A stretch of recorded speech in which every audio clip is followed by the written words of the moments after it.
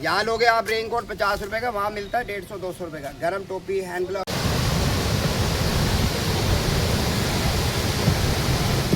Good morning. এখন ঘড়িতে সময় ভোর 3টে। এখন আমরা আমাদের গেস্ট হাউসটা ছেড়ে দিয়েছি।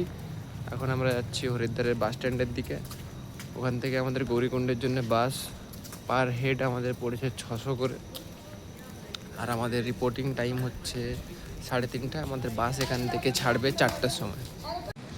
আর কারোর যদি প্রাইস বাজেট ইস্যুস থাকে তার জন্যই ধর্মশালাগুলো বেস্ট, পার হেড অনেক সস্তায় থাকে।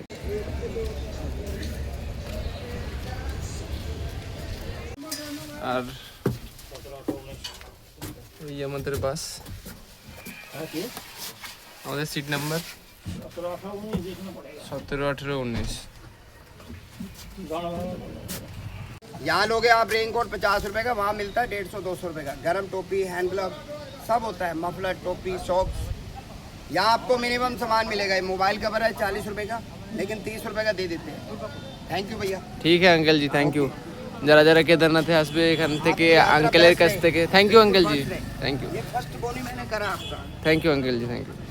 তো যারা যারা কেদারনাথে আসবে এই আঙ্কেলকে দেখে রাখো, আঙ্কেল খুব সস্তায় ভালো ভালো জিনিস দেয়, তো আঙ্কেলের কাছ থেকে কিনতে পারো। তো আমি বাসে উঠে পড়েছি। আমাদের বাস আর কিছুক্ষণ পরেই ছেড়ে দেবে। তবে একটা জিনিস বেটার হলো যে আমাদের রেনকোটটা এখান থেকে কেনা হয়ে গেছে, আর আঙ্কেল খুব সস্তায় জিনিসপত্র দিচ্ছিল। তো আমার মনে হয় যে হরিদ্বার থেকে যাওয়ার আগে এইসব জিনিসপত্র কিনে নিয়ে যাওয়া ভালো, কারণ ওদিকে দামটা একটু বেশি থাকবে। এখন ঘড়িতে সময় ভোর 4:05 আর আমরা বেরিয়ে পড়েছি গৌরীকুণ্ডের জন্য। হর হর মহাদেব। থ্যাংক ইউ ভাই স্লো করার জন্য গাড়িটাকে।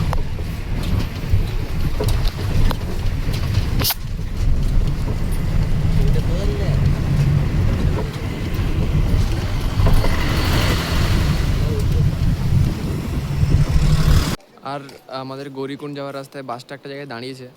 আমি জাস্ট একটু সিনারিওটা দেখাতে চাই তোমাদেরকে। জাস্ট সিনারিওটা দেখো, আকাশ মাটিতে নেমে এসছে।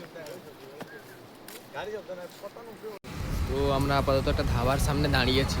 আমাদের বাস এখন ধাবার সামনে দাঁড়িয়েছে একটু ছোট্ট আমাদের স্ন্যাক্স ব্রেকের জন্য। এই আমাদের বাস।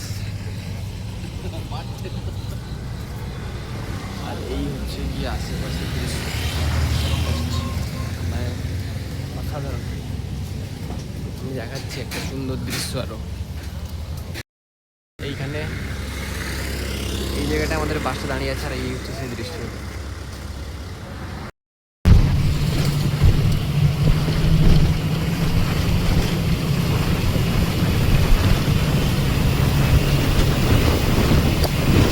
আর এই আমরা জাস্ট এখন সোনপ্রয়াগের সীতাপুরে নেমেছি। এখান থেকে আমরা শেয়ারিং জিপে করে গৌরীকুণ্ড যাব। আমরা এখন সীতাপুর থেকে হাঁটা শুরু করেছি গৌরীকুণ্ডের দিকে। আর রাস্তায় হাঁটার সময় 3টে লাঠি কিনে নিয়েছি। লাঠি ওদিকে 50 টাকা করে, বাট এখানে 70 টাকায় 3টে, অনেক সস্তায় পেয়ে গেছি। তো কালকে লাঠি কেনার কোনো গল্প নেই, কালকে সোজা আমরা ভোরবেলা বেরিয়ে যাব। এবারে চলো বাকি কথা হবে গৌরীকুণ্ডে পৌঁছে। আর এই হচ্ছে গৌরীকুণ্ডের দৃশ্য। Sorry sorry sorry sorry Gaurikund না। আর এই হচ্ছে সীতাপুরের চারপাশের সিনারিও। আর এই আমরা সোনপ্রয়াগে ঢুকে গেছি।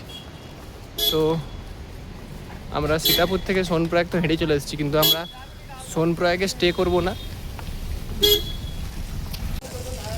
আমরা স্টে করব গৌরীকুণ্ডে।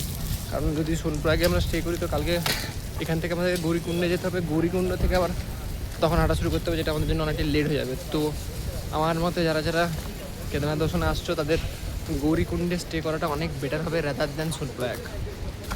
বাট সীতাপুর থেকে হেঁটে এলে সিনারিওটা দেখতে খুব ভালো লাগে। হ্যাঁ, সীতাপুর থেকে হেঁটে এলে জিনিসগুলো দেখতে খুব ভালো লাগে। আমার তো ভালো।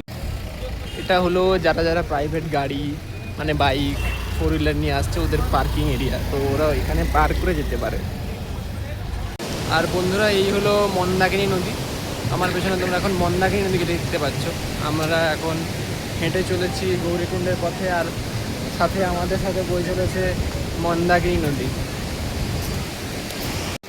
আমরা মেনলি সোনপ্রয়াগ টু গৌরীকুণ্ড হাঁটার ডিসিশানটা নিয়েছিলাম বাবার জন্যে। বাবাই বলেছিল যে সোনপ্রয়াগ টু গৌরীকুণ্ড হেঁটে চল, অনেক কিছু এক্সপ্লোরেশনের জন্য থাকবে, বাট আছে অনেক কিছু এক্সপ্লোর করার জন্য আছে, সিনারিওগুলো খুব সুন্দর, বাট বাবা একটু টায়ার্ড হয়ে যাচ্ছে, বাট স্ট্যামিনা খুব আছে। ফাইনালি এতক্ষণ হাঁটার পরে আমরা গৌরীকুণ্ডে পৌঁছেছি। মাঝ রাস্তায় আসার সময় বৃষ্টিও নেমেছিল, গৌরীকুণ্ডে হেঁটার রাস্তায় বৃষ্টি নেমেছিল, ওই জন্য আমাদেরকে রেনকোটটা বার করতে হয়েছে। এখন আমরা যাচ্ছি ডরমেটরিতে। এই যে আমরা গৌরীকুণ্ডে পৌঁছে গেছি, পৌঁছে গিয়ে ডরমেটরিও নিয়ে নিয়েছি। আমাদের ডরমেটরি পড়লো 200 পার হেড। অ্যাজ সাচ খুব হাইফাই ডরমেটরি না, বাট একটা রাত কাটানোর জন্যে ভালো। আমি মনে করি ছেলেরা যদি কেউ এসে থাকে একা বা 2-3 জন বন্ধু মিলে, তো ওরা ওই ডরমেটরিটা নিতে পারে। 200 টাকা পার হেড খুব ডিমান্ডেবল কিছু নয়। তো এবারে যাব আমরা গৌরীকুণ্ডের যে ঘাট, মেন যে গৌরীকুণ্ড ওইখানটায়। এই হলো বন্ধুরা গৌরীকুণ্ড, আর এই গৌরীকুণ্ডের জাস্ট পিছনেই মন্দাকিনী নদী।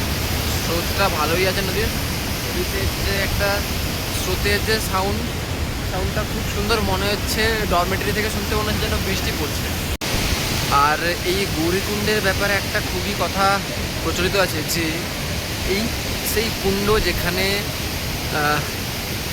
দেবী পার্বতী বা মা গৌরী ভগবান শিবের জন্য তপস্যা করেছিলেন ওনাকে পাওয়ার জন্য। এছাড়াও আরও কিছু কথা প্রচলিত আছে, যেখানে মা পার্বতী যখন গৌরীকুণ্ডে স্নান করতে এসেছিলেন, তখন উনি ওনার গায়ের ময়লা থেকে এক বালকের জন্ম দেন, যার নাম আমরা সকলেই জানি, যার নাম এখন ভগবান গণেশ। তো এটা গৌরীকুণ্ড শুধু শিব আর পার্বতীর মিলনস্থলই নয়, এবং এটা ভগবান গণেশের জন্মস্থানও স্থানের মধ্যে অন্যতম। তো আর তেমন একসাথ কিছু আমার বলার নেই। আমরা এখন পৌঁছে গেছি গৌরীকুণ্ড। কাল মর্নিংয়ে আমরা বেরিয়ে যাব কেদারনাথের জন্যে। আবহাওয়াটা খুবই ঠান্ডা, মানে আমাকে জাস্ট এখন ঠান্ডায় কাঁপাচ্ছে, আমি কথা বলতে পারছি না। আর বেশি কথা নয়, আমাদের নেক্সট ভিডিও কেদারনাথ নিয়ে শুরু করব কাল সকালবেলা। আমাদের প্ল্যান আছে আমরা 4টের মধ্যে এখান থেকে বেরিয়ে যাব।